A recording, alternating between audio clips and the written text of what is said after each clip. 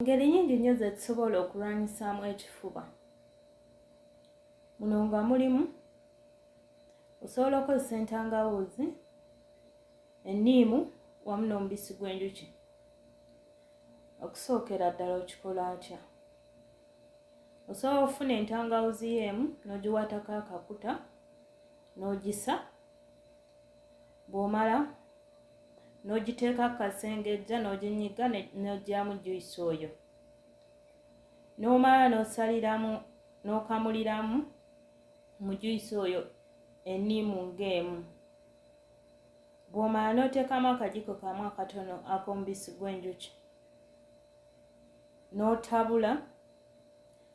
Osobola okunywako emirundi 3 olunaku oba 4 kisinziira ku buzito bw'ekifuba ekikuluma. Mu kyo omubisi gw'enjuki gugenda kuleetera ekifuba okuvaayo mu mawuggwe gye kiba kiri, kisembere kumpi w'osobola okukifulumiza. Enniimu egenda kuyamba okulwanyisa okutta obuwuka obuleeta ekifuba wamu n'okwongera vitamin C eyongera omubiri gwo obuvumu okulwanyisa endwadde nnyingi nga n'ekifuba mw'okitwalidde. N'entangawuuzi kye kimu, egenda kuwonya amabwa agayinza okuba nga galeeteddwa obuwuka obwo obw'ekifuba, ate era egenda kwongera omubiri gwo obuvumu obw'okulwanyisa endwadde. Entangawuuzi era egenda kuyamba okuzibukula emikutu gy'ossizaamu oba ziyite sinuses, okendeeza okuzimba kw'emikutu egyo osobole okubeera nga ossa bulungi. Mu ngeri y'emu ebintu ebyo osobola okubikozesa ng'obifumbyeko.